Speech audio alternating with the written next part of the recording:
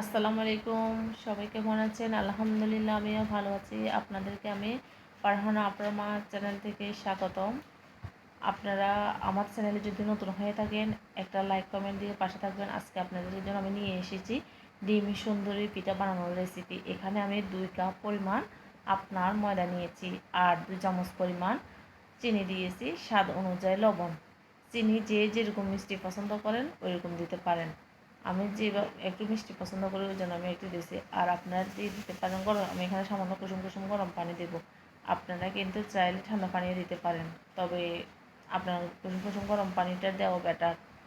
এদিকে আমি আপনার ডোগুলো তৈরি করে ফেলছি। আটাগুলো একবারে পাতলা না ঘন না, দেখেন আমার আপনাদেরকে আমি দেখাইতেছি।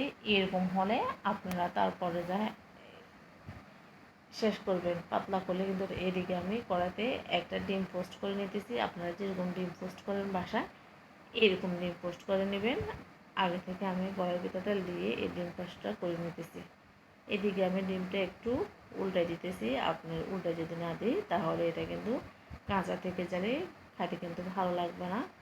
এই জন্য আমি সুন্দর করে আপনার সবগুলো ডিম উল্টে পাল্টে দিছি। একটা ভাজ এসছে আমার। আর আমি এখন দিয়ে দিব আগে থেকে যে আমি আটাটা তৈরি করে রাখছি ওইটা। ওগুলো পাতলা, এগুলো সুন্দর করে একটা চামচ দিয়ে 1 চামচ পরিমাণ আমি দিছি। দিয়ে একটা খুন্তি দিয়ে সুন্দর করে আমি এটা উল্টে পাল্টে দিতেছি, একটা ভাজ করতেছি।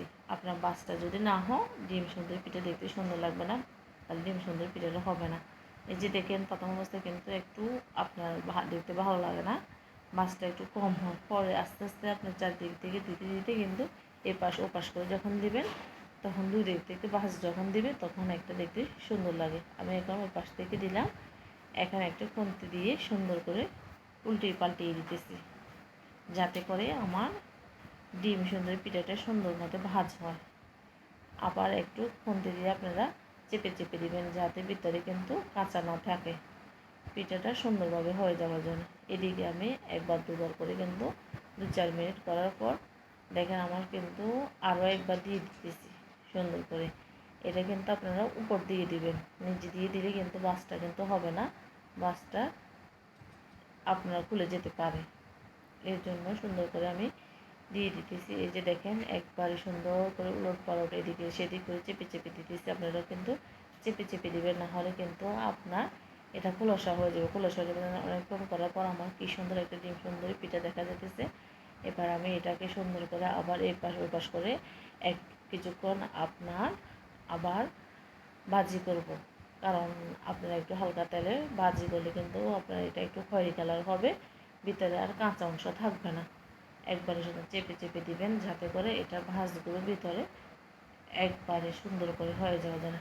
এখন আমার কিন্তু একবারে খয়েরি কালার হয়ে গেছে। আমি এটা একটা খুন্তি দিয়ে সুন্দর করে একটা প্লেটে তুলে নেব। যে দেখেন আমার পিঠাটা কিন্তু হয়ে গেছে। এদিকে আমি সুন্দর করে এগুলো কেটে রেডি করে রাখছি। আপনাদের কাছে যদি আমার ভিডিও ভালো লাগে কমেন্ট করে জানিয়ে দেবেন।